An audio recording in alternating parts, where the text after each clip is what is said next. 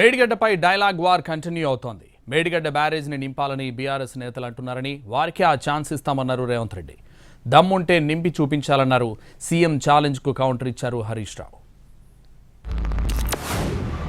మేడిగడ్డలో నీళ్లు నింపడానికి అవకాశం ఉందా అధ్యక్ష?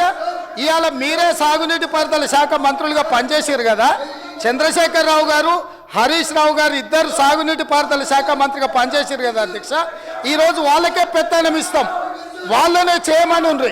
ఈరోజు ఏ రకంగా మేడిగడ్డలో నీళ్లు నింపుతారో, మేడిగడ్డ నుంచి నీళ్లు ఎత్తి అన్నారంలో పోస్తారో, అన్నారంలో నుంచి సుందీలలో ఎట్లా పోస్తారో బాధ్యత వాళ్ళని తీసుకోమని అధ్యక్ష.